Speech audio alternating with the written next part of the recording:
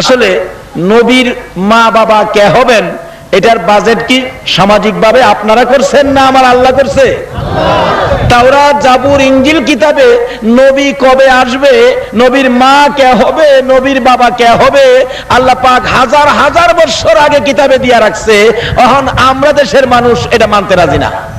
আপনি না মানলেও আমার নবীর কোনো আসে যায় না। আল্লাহ বলছে, বন্ধু গো, তোমার প্রশংসা যদি দুনিয়ার কেউ না করে, আমি আল্লাহই তোমার প্রশংসার জন্য যথেষ্ট। আপনি না করলেই নবীর দাম কমে যাবে না। আল্লাহ রাব্বুল আলামিন যে প্রশংসা নবীর করেন, আমার নবীও যে প্রশংসা করেন আমার আল্লাহর, দুজনেরটা দুজনেই যথেষ্ট। তারপরেও আল্লাহ পাক দেখতে চায় আমাদের এই ময়দান থেকে কে সেই নবীকে ভালোবাসা দেন যার উসিলায় কুল কায়নাত সাজিয়েছেন। আল্লাহ রাব্বুল আলামিন এই ভালোবাসাটা আমাদের কাছে দেখতে চাই। তাই আসুন এবার ওয়াহাব জোহরীর কাছে প্রস্তাব দেবেন, কিন্তু প্রস্তাব দেওয়ার আগে আব্দুল মুত্তালিবকে যখন খালি বিয়ের প্রস্তাব আসে অসহ্য হইয়া বললেন, ও আব্দুল মুত্তালিব, কি করবে এখন? খালি বিয়ের প্রস্তাব আসে, তুমি কিছু কও না, রাজি হও না।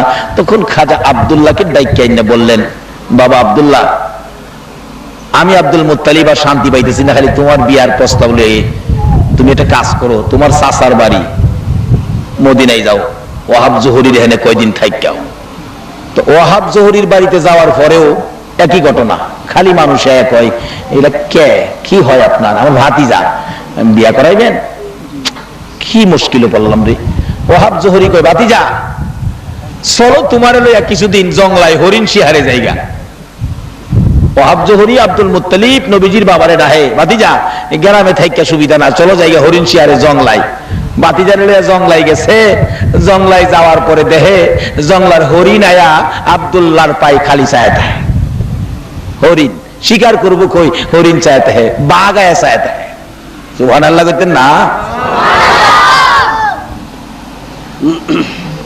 এইভাবে অবস্থা শুরু হলে লম্বা ঘটনার সংক্ষেপ করে দিলাম। খবর হয়ে গেল এমন একটা লোক আসছে আমাদের এই জংলায়, ভাগবাল লোক যার দিকে তাকায় থাকে। তাওরাত, জাবুর, ইনজিল কিতাবওয়ালারা বলে এলা হবে আখিরি নবীর বাবা। ঘোষণা দিয়ে দিচ্ছে এলা হবে আখিরি নবীর বাবা, কিতাবে বলে এই ঘটনাগুলি ঘটবে। তখন এই খবর পায়া আখিরি নবীর বাবা, নবী আইবার আগে বাবারে মাইরালাম। এলাকার লোকজন তো তরবারি বল্লম নিয়া জঙ্গল ঘেরাও দিছে। এখন আব্দুল মুত্তালিবের বন্ধু ওয়াহাব জোহরী কয়, হাই হাই, বাতিজারে দিল আমার কাছে আমানত, যেইভাবে শত্রুরা ঘেরাও দিছে, আমার বাতিজাকে মেরে ফেললে আমি আমার বন্ধুর কাছে কি জবাব দিব? দুইটা হাত বাড়াইছে, ও আকাশের মালিক, আমার ইজ্জত রাখো, এই খাজা আব্দুল্লাহকে তুমি রক্ষা করো। আল্লাহ কয়, আব্দুল্লাহর কপালে আমার বন্ধু, রক্ষা করার দায়িত্ব আমার। ওয়াহাব জোহরী বলেন, কিছুক্ষণের মধ্যে দেখি আকাশে একটা হাঁস ধরলেন, মেঘ জমা হয়ে গেলেন, কিন্তু কিছুক্ষণের মধ্যে সাপ বিচ্ছু বৃষ্টি হইয়া বৃষ্টি হইছে। সাপ আর বিচ্ছু, সাপ বিচ্ছু দিয়া ওই শত্রুগুলোকে কামড়াইয়া ধ্বংস করে দিলেন। এই ফাঁকে দিয়া নিয়ে আসলেন বাড়িতে। আয়েশা কয়, ও খাজা আব্দুল্লাহ, আর তোমারে রাখতে রাজি না, তাড়াতাড়ি তোমারে মক্কা লইয়া যাই। অবশেষে আব্দুল মুত্তালিব কয়, দেরি করে লাভ নাই, তোর আমেনার বিয়া হইছে? কয় না। কথাইলে আর দেরি করে লাভ নাই, তোর আমেনার সাথে বিয়াটা হয়ে যাক। বিয়ার দিন তারিখটা ছিল জুমার রাত্র, বৃহস্পতিবার দিবাগত রাত্র। বলুন কোন রাত্র? আমরা বলুন এই তরিকায় বিবাহ শাদী করাই। আমাদের দেশে তো বিবাহ শাদী আলোচনা চললেই কয়, ইমাম সাহেবের কাছে দেখো কি জানি কয়, আপনার পঞ্জিকা আসেনি, পঞ্জিকার মধ্যে দেখে শুভ দিন কোনটা, শুভ দিন। অথচ রাসূল পাকের মা বাবার বিয়া হইছে বৃহস্পতিবার দিবাগত রাত্রে। বলুন এর চেয়ে শুভ দিন মুসলমানদের আর হইতে পারে না। বৃহস্পতিবার দিবাগত রাত্রে বিবাহ, আর আমরা খালি শুভ দিন বিচারে। আমাদের ভৈরব এলাকায় একবার শুভ দিনে বিয়ার দিন তারিখ করে 2টা বাস, 5টা মাইকু, 5টা কার নিয়ে রওনা হয়েছে শুভ দিন দেখা বিয়ার যাইব। এদিকটা জামাই পৌঁছে গেছে, পিছনে 2 বাস খাদে ফইরা শুভ রেপ করে অশুভ বানায় নিয়েছে। খই বিয়া খাইতে যাইব, একটা নাক ভাঙ্গা, হাত ভাঙ্গা, কপাল ভাঙ্গা, আবার হীরা বাড়িতেছে, বিয়া খাওয়ার কপালে হইল না। বলুন শুভ ও শুভর মালিক কে? আরো জোরে কোন? এ আল্লাহ, আল্লাহ রাসূল হলো এগুলোর মালিক। তারা যেই পথে গেছে আমরা সেই পথে যাব, তাইলে আমাদের শুভ হবে। নবীজির মা বাবার বিয়ে হয়েছে বৃহস্পতিবার দিবাগত রাত্রে, লম্বা ঘটনা। যাই হোক, সাক্ষাৎ হলো। এবার দুনিয়াত এসে গেলেন রাহমাতাল লিল আলামিন, তাশরিফ নিয়ে গেলেন আমিনার পেটে। খাজা আব্দুল্লাহ আসতেছে মক্কা নগরীতে, নওফেলের মেয়ে মরিয়ম দেখে ডাকতেছে, আব্দুল্লাহ, আব্দুল্লাহ আসো। আব্দুল্লাহ আসতেছে, কাছাকাছি আসতে আব্দুল্লাহর কপালে যে মিলাদুন নবী দেখতো, এখন তো আর দেখে না। চোখের পানি ছেড়ে দিলেন।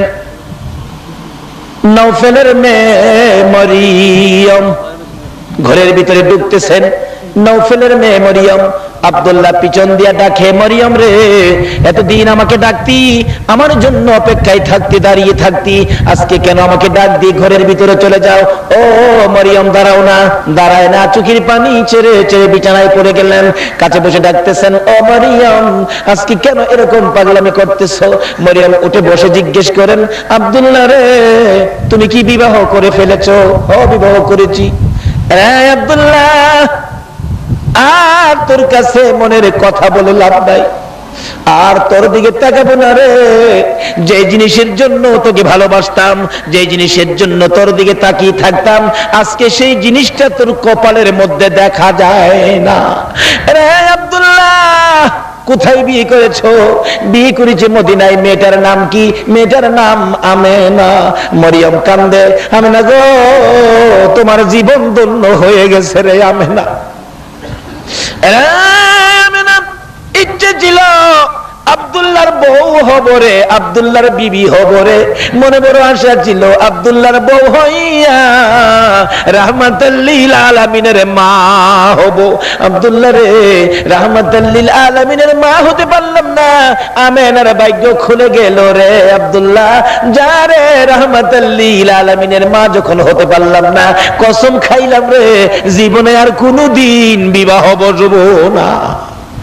আমার আল্লাহ কয়, ও মরিয়ম, বিবাহ না বসলেও আমি তোর জন্য একটা ফাইসালা আমি করেছি।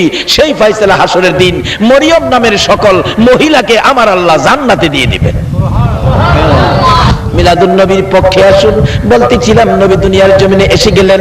এইভাবে যা দেখতেছি, সবাই মহিলারা এই নবীকে চিনেছে।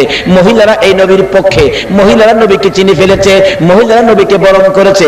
আসছেন দুনিয়াতে, প্রথম নাম্বারে চিনেছে মা আমেনা, নবীজিকে কোলে নিয়েছেন। রাহমাতাল লিল আলামিন মিলাদুন নবী বরণ করে নিয়েছে। দ্বিতীয় নাম্বারে যিনি এই নবীকে বরণ করে নিয়েছেন, ইনি হলেন মা হালিমাতুস সাদিয়া। জোরে জোরে কান সুবহানাল্লাহ। হালিমা বলেন, আমি যখন সন্তানের তালাশে বাচ্চার তালাশে মক্কা নগরীতে ঘুরে ঘুরে ডাকতাম, কে আছো? সন্তান কার ঘরে আছে? যার ঘরে যাই, কেউ আমাকে সন্তান দেয় না, খালি বলেন 2 দিন পরে আইসো।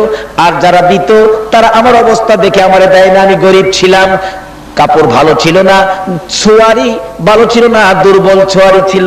আমি গরিব বলে আমারে কেউ সন্তান দেয় না।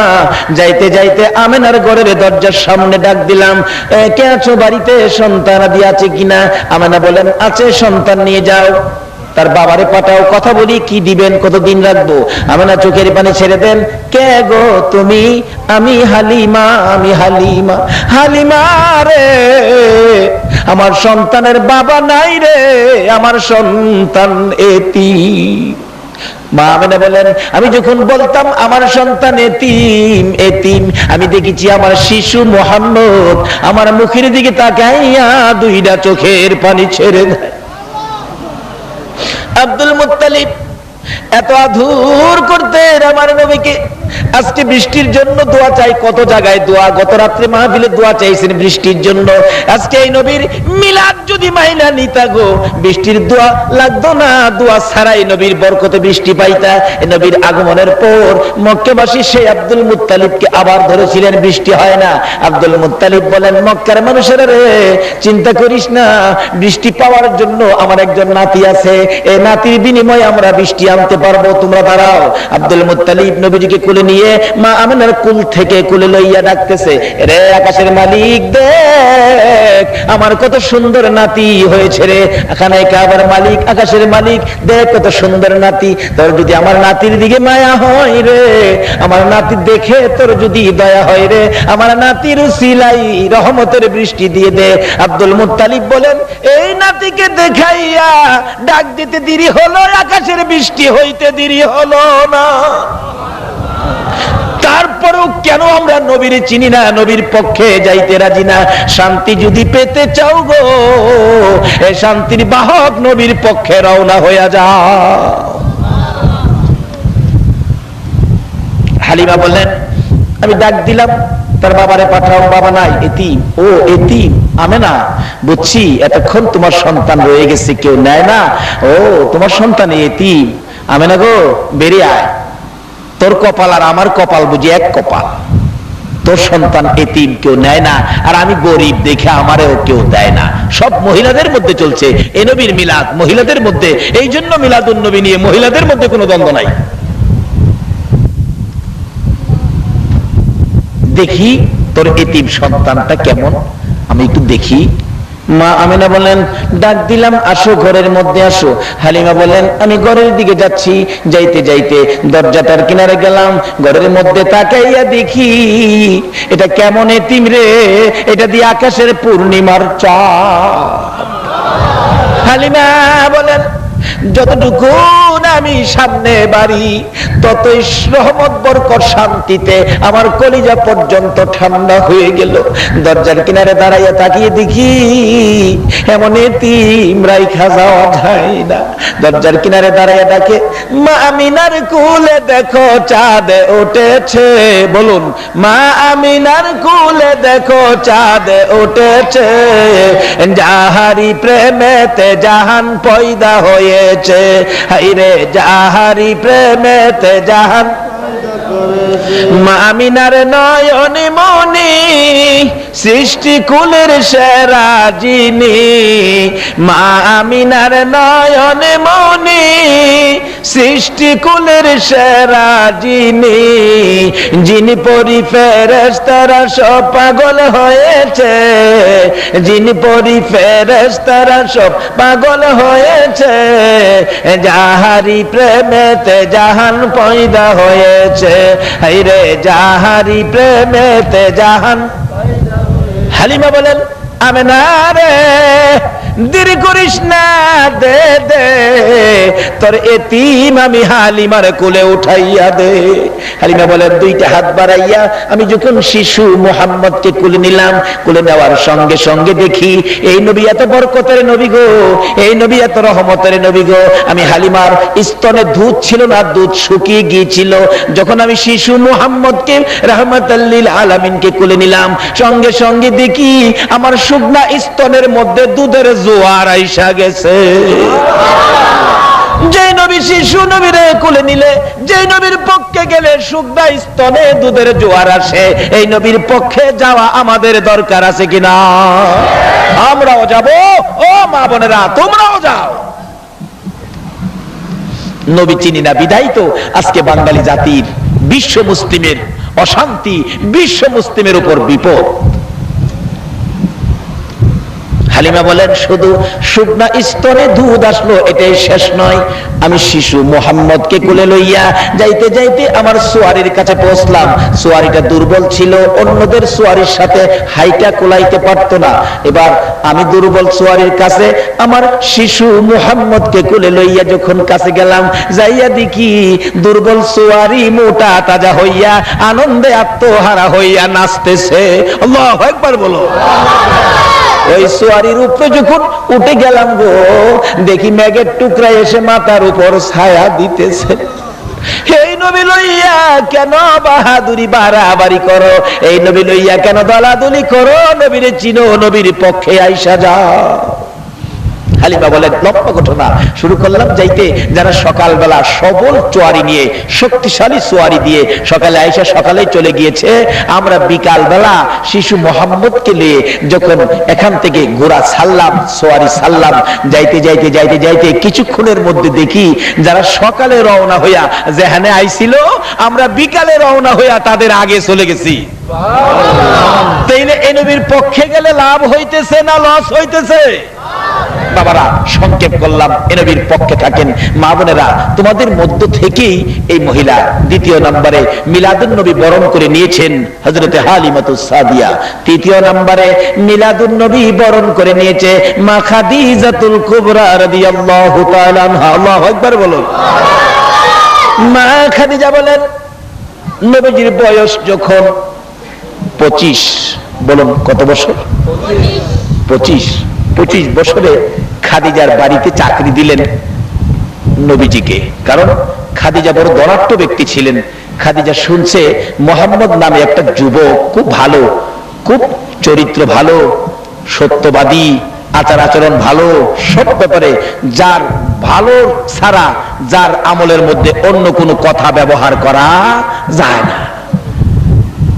প্রস্তাব দিয়ে নবীজির চাচা আবু তালিবের সঙ্গী করে নবীজিকে হাজির করে দিলেন, চাকরি দিবেন নবীকে।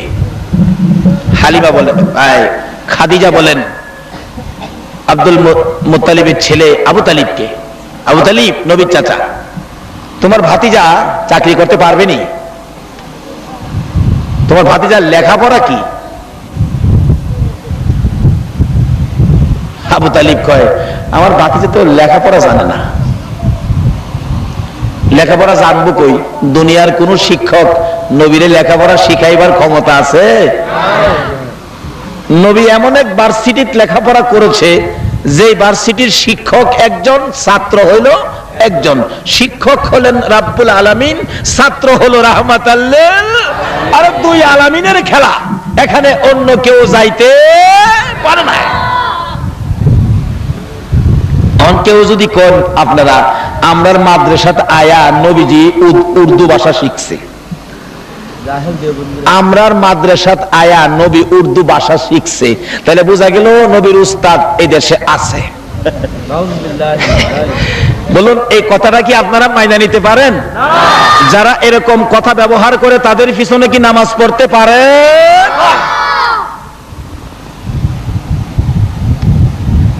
আর বিস্তারিত গেলাম না, সংক্ষেপ বলে গেলাম। আসুন আলোচনার শেষের দিকে চলে আসছি। এবার দ্বিতীয় নম্বরে চিনলো হালিমা, তৃতীয় নম্বরে চিনলো তাও মহিলা, ইনি হলেন খাদিজা। বলুন, এই মহিলাটাকে খাদিজা। মা খাদিজাতুল কুবরা বলেন, লেখাপড়া কি? চাচা হই আবু তালিব বলতেছেন লেখাপড়া জানে না। তাইলে লেখাপড়া না জানলে তো ব্যবসায় দেওয়া যাবে না, চাকরি কোন দিকে দিব? নবীরে জিজ্ঞেস করেন, মোহাম্মদ আপনি কি পাহাড়ে পাহাড়ে বেড়া বকরি ছাগলগুলো ঘাস খাওয়াইতে পারবেন? হ্যাঁ পারবো, কিন্তু সাবধান, ভাগ ভাগ কিন্তু ছাগল নিয়ে যায়, সাবধানে রাখেন। নবীজি কয়, না বাগে নিবে না। হ্যাঁ এটাই চাই। নবীজি হালিমার বকরি পাহাড়ে ছাইরা নবীজি ঘুমাইতে হয়। হালিমা কয়, দেখি তো, খাদিজা খাদিজা কয়, দেখি তো মোহাম্মদকে যে বেড়া বকরি দিয়ে দিলাম ঠিকভাবে কাজ করতেছে কিনা। খাদিজা মাঝে মাঝে যায়, যায়া দেখে মোহাম্মদ ঘুমাইতে হয়, কিন্তু বড় বড় সাপগুলি এসে ফনা ধরে নবীজি ঘুমন্ত অবস্থায় মাথার উপর ছায়া দেয়।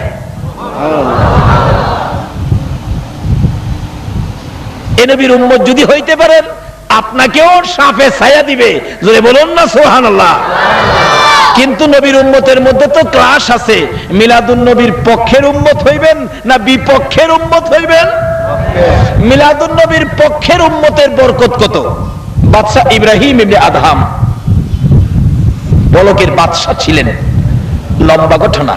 একদিন রাত্রে দেখে ছাদের উপরে খরম পাও দিয়া কে জানি হাঁটতেছে। বাদশা জিজ্ঞাসা, ছাদের উপর কে?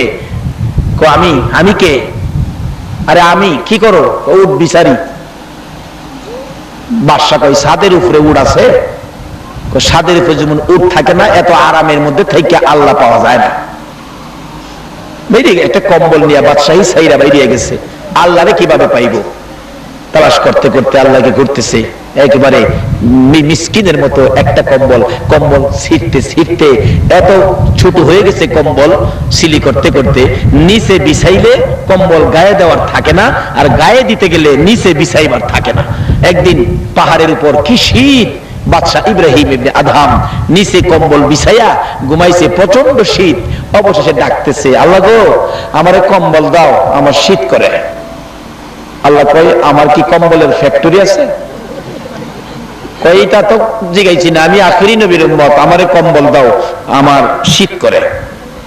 আল্লাহ কয়, ও ফেরেশতারা একটা কাজ কর, যেই বন্ধুকে জঙ্গলার বড় বড় সাপ ফনা ধরে ছায়া দিতেন, এই সাপকে নির্দেশ দে সেই বন্ধুর একটা আশেক উম্মত, একটা পাগল উম্মত কম্বলের দরকার, এই সাপকে পাঠাইয়া দে সেই বন্ধুর উম্মতের খেদমত করার জন্য। জঙ্গলার থেকে বিরাট বড় পুরানা অজগর সাপ আইসা বাদশাহ ইব্রাহিম ইবনে আদহামের গায়ে হেসায়া হেসায়া কম্বল হইছে। দেহে কম্বলটা শীত বেশি হইলে, কম্বল মোটা হইলে আরাম বেশি হয় না, দেহে কম্বল ভালো ভালো কোম্পানির কম্বল দিছে। সাপ পেঁচাইতে পেঁচাইতে অজগর পেঁচাইয়া মাথাটাই না মাথার কাছে মারছে, মুখের থেকে গরম হাওয়া এসি মারতেছে। কি আরাম, ঘুমাইতেছে। রাত্র যখন শেষ, আল্লাহর ওলিরা শেষ রাত্রে আমরার মতো ঘুমায়? আল্লাহর ওলিরা শেষ রাত্রে কি করে? ঘুম থেকে উঠতেছে, এখন তাহাজ্জুদ পড়বে, উজু করবে, আল্লাহরে ডাকবে। প্রথম জাগ্রত হয়ে ওই আগে কম্বলের ভাই চাইছে, প্রথম ছায়া দেহে কম্বল দিয়ে হা কইরা রয়েছে, এই যে গরম শ্বাস মারতেছে। কি ব্যাপার, কোন কোম্পানির কম্বল? যখন সজাগ হইছে, সাপের হা বন্ধ করছে, মাথা নিচু করছে। কই কোম্পানিটা জানি কি, দেখতে হইব। দেহে চক্কর ওলা, ভালো করে চোখ পরিষ্কার করে দেখে, হায় হায়, এটা দিয়ে অজগর কোম্পানি। তখন ভিতরে একটু ভয় এসে গেছে, হাই কি জানি কি বিপদ। আল্লাহ ভয় পাইস না, যেই নবীর সাপে ছায়া দেয় সেই নবীর উম্মতের সাপে কম্বল দেয়। জোরে জোরে ঘর সভা। কিন্তু ওই নবীর পক্ষে গেলে দিব না বিপক্ষে গেলে দিব? আল্লাহর ওলিরা কি নবীর পক্ষে ছিল না বিপক্ষে ছিল? বাবারে, আল্লাহর ওলিরাও এইভাবে নবীর পক্ষে ছিল, মিলাদুন নবীর পক্ষে ছিল। এইবার দেহে কম্বল পেস খুললা যাইতেছে গা। আচ্ছা, কম্বলের ফেস আছে, এটা দিয়ে ফেসুলা কম্বল। ফেস চিনেন না? পেস জিলাপি চিনেন? আপনাদের সে কি কোন জিলাপি তো কোন জিলাপির পেস আছে না? আমাদের এলাকায় এক বেচারা আরবদার মানুষ, বড় ব্যবসায়ী, ভাত আনবার লেগে দুপুরে কর্মচারী রাখছে, দুপুরে ভাত নিয়ে আসে। ভাত খাওয়ায় যাওয়ার সময় আরবদার মহাজন বেচারা 1 কেজি গরম জিলাপি কিনা দেয় বাড়ির লেগিয়া। হ্যাঁ, প্রত্যেক দিন ওই জিলাপি 4-5টা খায় না। রাত্রে বাড়িতে গেলে বাড়ি অন্য জিগায়, জিলাপি কতটা দিছো? কই 1 কেজি। কই মাইপটা পাইছি 750 গ্রাম, 250 গ্রাম কম। কিরে ফালু, তুই জিলাপি খাইছস? কয় না, জিলাপি খাইছি না তো। কোথা না খাইলে কমলো কি লিগা? পরের দিন কয়, দাঁড়া, কেমনে দিতে হইব আমি জানি। মহাজন জিলাপি 1 কেজি কিনছে, গুনছে 32টা। 32টা গইন্না দিছে জিলাপি, নে বাড়িতে লয়ে যা। রাস্তা গিয়া কয়, আজকা কি করি? 32টা তো গইন্না বুঝা লইব। হ্যাঁ, একটা করে ফেস খুললা খাই লাইছে। অহন মাইপা দেহে 1/2 কেজি কম। বাড়ি অন্যি কয়, কি গো ফালুর বাপ, জিলাপি কতটি দিছো? 1 কেজি। কয়টা? 32টা। কয় 32টা ঠিক আছে, কিন্তু মাফে 1/2 কেজি হইছে। কিরে কালু, জিলাপি কি করছস? কয় চাচা গইন্না দিছেন না, গনা মতে বুঝাইছি। কয় মাফি দি বলে কম, কি করছস? কয় চাচা গরম জিলাপি দেখলে আমার মিজাজ ঠিক থাকে না, গইন্না দিছেন কি করবো, গনা ঠিক রেখে একটা কিরে ফেস খাইছি।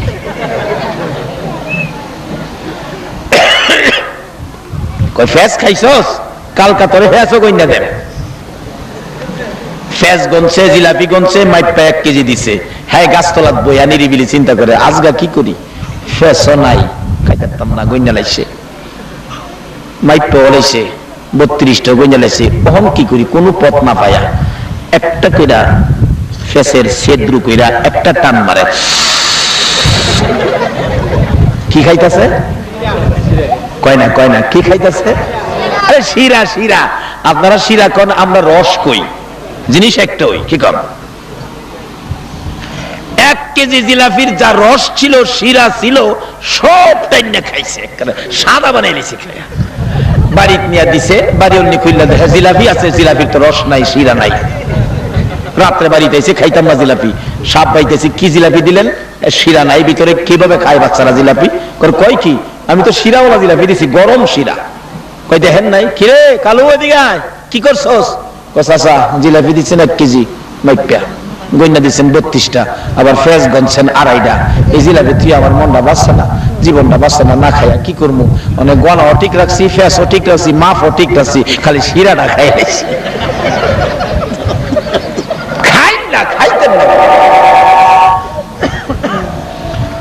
বাদশা ইব্রাহিম এমনি আদম দেখে ফেস খুললা যাইতেছে গা, ঘুমের থেকে ওইটা দেখে হাই হাই হাই, এটা তো কম্বল দিয়ে অজগর মার খায়, দিয়ে অজগর সাপ। ও খুদা কি ব্যাপার? আল্লাহকে চিন্তা করিস না, যেই নবীর ভালোবাসায় সাপ ছায়া দেয়, সেই নবীর ভালোবাসার উম্মতেরও আমার সাপে কম্বলের কাজ চালায়। জোরে জোরে কাঁদছো। লম্বা ঘটনা, অনেক লম্বা হয়ে যাইতেছে। এবার মা খাদিজাতুল কুবরা রাদিয়াল্লাহু তাআলা আনহা বলেন, আল্লাহু আকবার বলুন। মা খাদিজা বলেন, দেখি আমার কর্মচারী মুহাম্মদের অবস্থা কি। যাইয়া দেখে ঘুমিয়েছে, সাপ, বড় বড় সাপ ছায়া দেয়। যাইয়া দেখে বকরিগুলো পাহাড়ে পাহাড়ে ঘাস খাইতেছে, পাশাপাশি জঙ্গলার বাঘ বকরির পাশে ঘুমিয়েছে। মা খাদিজা বলেন, আল্লাহর কসম করে বলি, মুহাম্মদ যখন আমার বকরির দায়িত্ব নিয়ে জঙ্গলায় রাখাল হয়েছিলেন, আমার একটা বকরিকেও জঙ্গলার বাঘ কোনোদিন থাপা দেয় না। নবী যদি কারো পক্ষে থাকে রে, নবী যদি বকরির পক্ষে থাকে, জঙ্গলার বাঘে তাপা দেয় না। এ নবীর পক্ষে যদি যাইতে পারো গো, আল্লাহর জাহান্নামে তোমাকে নিতে দিবে না। হালিমা ডাকে, খাদিজা ডাকে, ও আমার সঙ্গীরা, আমার বংশের লোকেরা, পাড়া প্রতিবেশীরা, মুহাম্মদ খুব ভালো ছেলে, খুব ভালো ছেলে। মুহাম্মদকে আর বকরি চড়াইতে দিব না, ব্যবসার দায়িত্ব দিলেন। ব্যবসা এত সুন্দর করে চালাইতেছেন নবীজি, এত সুন্দর, এত লাভ, এত প্রফিট, এত ব্যবসা। খাদিজা তো খুশি হয়ে গেলেন। হিসাব করে দেখে 10 বছরের ব্যবসা যা না হইছে, নবীর দায়িত্বে 1 বছরে এর চেয়ে বেশি ব্যবসা হয়েছে। সুবহানাল্লাহ। খাদিজা পাগল হয়ে গেলেন। খাদিজা চিনে ফেললেন আমার আপনার নবীকে, চিনে ফেললেন রাহমাতাল লিল আলামিনকে। চলে গেলেন ঈদে মিলাদুন নবীর পক্ষে। ও আমার বংশের লোকেরা, তোমরা কারা কে কোথায় আছো? আমি খাদিজাকে মুহাম্মদের সাথে বিবাহ জুড়াইয়া দাও, আমি বিবাহ বসবো। লোকেরা কয়, খাদিজা তোমার কি মাথা খারাপ? মুহাম্মদ ছেলে, শেষ।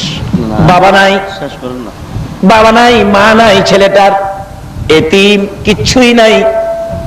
থাক থাক থাক, মা নাই, বাবা নাই, জমি জমা নাই, বাড়িঘর নাই, এই ছেলের কাছে বিবাহ বসতে পাগল হয়েছ রে খাদিজা? এমন একটা এতিমের কাছে, গরিবের কাছে তুমি বিবাহ বসতে পাগল হয়েছ? এবার খাদিজা বলেন, আমার বংশের লোকেরা গো, পাড়া প্রতিবেশীরা গো, তোমরা দেখতেছো মুহাম্মদ এতিম, তোমরা দেখতেছো মুহাম্মদ গরিব, মুহাম্মদের কিছু নাই। আমি খাদিজার চোখটা খুলে তোমাদের চোখে লাগাইয়া দেখো, আমি দেখি মুহাম্মদের কুল কায়নাতের মাহাজন। তোমরা দেখো গরিব এতিম কিছু নাই, আমি দেখি, আমার চোখটা লাগাইয়া দেখো, তোমরা দেখবা মুহাম্মদ কুল কায়নাতের মাহাজন। এই সমস্ত কথা বললে তো হয় না, সামাজিকতা তো আছে।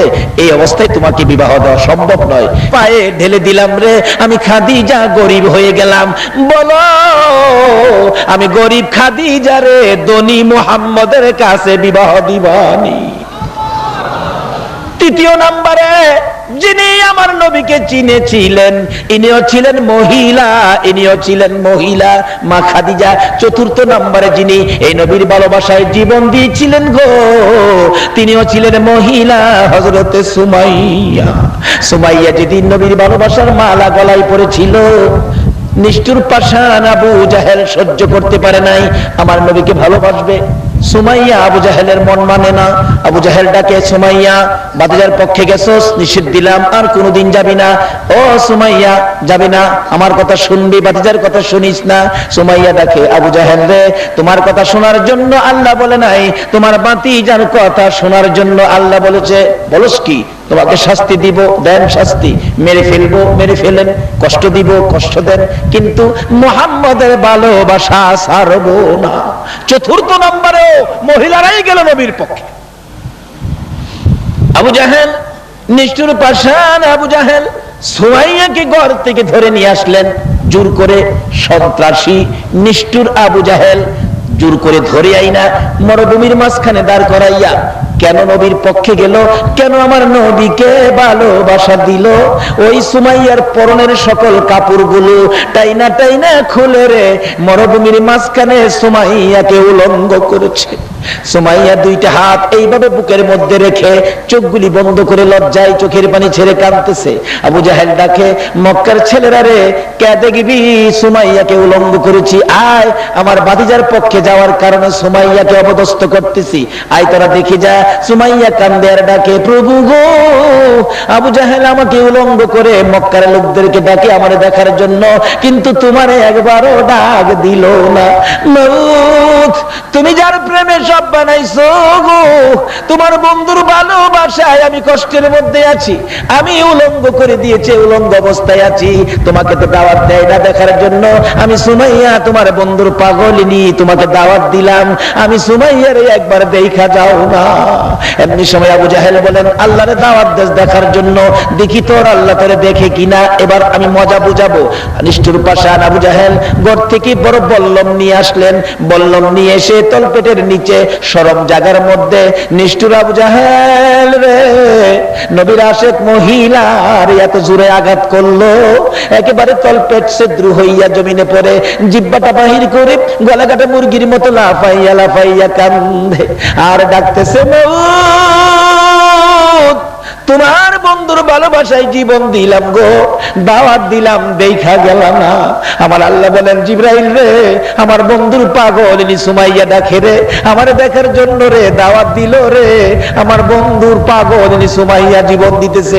বল্লমের আঘাত করেছে আবু জাহেল, কষ্ট রে জিহ্বা বাহির করে দিছে। আমি আমার বন্ধুর পাগলিনী সুমাইয়া কি কেমনে খালি হাতে দেখবো রে জিবরাইল, জলদি করে যা, ওই জান্নাতুল ফেরদাউসটা উঠাইয়া দে, আমার বন্ধুর পাগলিনী সুমাইয়ার জন্য আমি আল্লাহ এই জান্নাতুল ফেরদাউসটা দান করে দিলাম। এই নবীর পক্ষটাই হলো জান্নাতের পক্ষ। বাবারা, মিলাদুন নবীর পক্ষের হাত আল্লাহ খালি ফিরাবে না। যে নবীকে দেখাইলে আল্লাহ মক্কা নগরীতে বৃষ্টি দেয়, আমরা কি সেই বৃষ্টি পাইতে পারি না? আল্লাহ রহমতের বৃষ্টি দেন, গজব না, রহমতের বৃষ্টির ভাগী যেন আল্লাহ আমাদেরকে করেন। আর যিনি আয়োজন করেছেন মিলাদুন নবীর পক্ষে, এর আয়োজন যেন আল্লাহ কবুল করেন, সেজন্য দোয়া করবেন। আল্লাহুম্মা আমিন। ربنا ظلمنا أنفسنا وإن لم تغفر لنا وترحمنا لنكونن من الخاسرين رب ارحمهما كما ربياني صغيرا মা বাবা যারা দুনিয়াতে আছে হায়াত বাড়িয়ে দাও, আমার আব্বার হায়াত বাড়াইয়া দাও, মা বাবা কেমন জিনিস বুঝার তৌফিক ছেলে মেয়েদেরকে দান করে দাও গো আল্লাহ। দাদা দাদি নানা নানি শ্বশুর শাশুড়ি আলিয়া ওলাদ বংশধর মই মুরব্বী পাড়া প্রতিবেশী খানদানবাসী মহব্বতী এই বখতিয়ার পাড়ার জমিনে যারা ঘুমিয়েছে রে আল্লাহ, এই আনোয়ারার জমিনের নিচে যারা ঘুমিয়েছে গো, এই মাহফিলের উসিলাই রব নবীর আগমনের উসিলাই সবাইকে তুমি মাফ করে দাও। মাবুদ, মাবুদ রে, এত রাত পর্যন্ত যারা মিলাদুন নবীর পক্ষে কষ্ট করেছে, যারা মিলাদুন নবীর আয়োজন করেছে, তোমার আবু বকর বলেছে মিলাদুন নবীতে 1 দিরহাম টাকা খরচ করলে আবু বকরের সঙ্গী হইয়া জান্নাতে যাবে। মাবুদ, এই মাহফিলের সকলকে আবু বকরের সঙ্গী জান্নাতি বানাইয়া দিও গো আল্লাহ। তোমার নবীর মিলাদের পাগল যারা হয়েছে সকলের গলায় নবীর প্রেমের মালা পরাইয়া দাও গো আল্লাহ। যারা মিলাদের পাগল গো, সবাইকে কাল কিয়ামতে নবীর গুদারায় উঠাইয়া ফুলসিরাতের ফুল পার করে দিও গো আল্লাহ। ইয়া আল্লাহ, আমাদের মধ্যে যারা অভাবী অভাব দূর করে দাও, আমাদের মধ্যে যারা বিমারি বিমার শেফা করে দাও।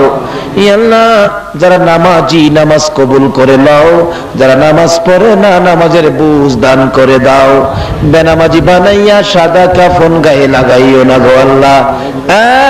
মাবুদ, মাবুদ রে, ওলি আল্লাহর দেশ চট্টগ্রাম, আনোয়ারার জমিনে মহসিন আউলিয়া সহ 4 আউলিয়া সহ যারা জমিনের নিচে ঘুমিয়ে আছে গো, আমাদের সকলকে ওলিদের রুহানি ফায়েজ নসিব করে দাও গো আল্লাহ। এই ঘরে ঘরে নবীর আশিক পাগল পয়দা করে দাও গো আল্লাহ। মা বোনদেরকে মিলাদুন নবীর পক্ষে কবুল করে 5 ওয়াক্ত নামাজ পড়ার তৌফিক দিয়ে দাও গো আল্লাহ। মাবুদ গো, এই মাহফিলের আয়োজন যারা করেছেন তাদের মনের সকল আশা পুরা করে দাও, তাদেরকে নেক হায়াত দাও, কাল কিয়ামতে নবীর গুদারায় উঠাইয়া ফুলসিরাতের ফুল পার করে দিও গো আল্লাহ। এই মাহফিলের পুরাপুরি বরকত, নবীর আগমনের বরকত আমাদেরকে তুমি নসিব করে দাও গো আল্লাহ। ইয়া আল্লাহ, এক ভাই হাদিয়া দিয়ে দোয়ার দরখাস্ত করেছেন, যে আশায় যে উদ্দেশ্যে দরখাস্ত, তার মনের আশা পুরা করে দাও গো আল্লাহ। মাবুদ, মাহফিল শেষে যারা যেখানে যাবে গো, সহি সালামতে পৌঁছাইয়া দিও গো আল্লাহ। মাবুদ রে, অনেকের ছেলেরা ভাইয়েরা বিদেশ থাকে, আল্লাহ সকলকে তুমি সহি সালামতে রাখো। যারা বিদেশ যাবে মনের আশা পুরা করে দাও গো আল্লাহ। ইয়া আল্লাহ, যাদের ছেলে মেয়ে আছে লেখাপড়া করে লেখাপড়ায় বরকত দাও, যারা পরীক্ষা দিয়েছে কামিয়াবি দান করে দাও। ইয়া আল্লাহ, যাদের ছেলে মেয়ে নাই ছেলে মেয়ে দিয়ে কলিজা ঠান্ডা করে দাও গো আল্লাহ।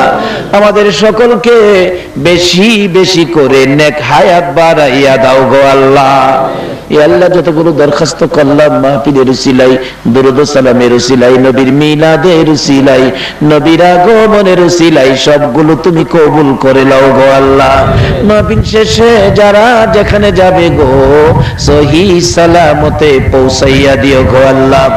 সাল্লাল্লাহু তাআলা আলা খায়রি খালকিহি মুহাম্মাদিন ওয়া আলা আলিহি ওয়া আসহাবিহি আজমাইন বিহাক্কি লা ইলাহা ইল্লাল্লাহু মুহাম্মাদুর রাসূল।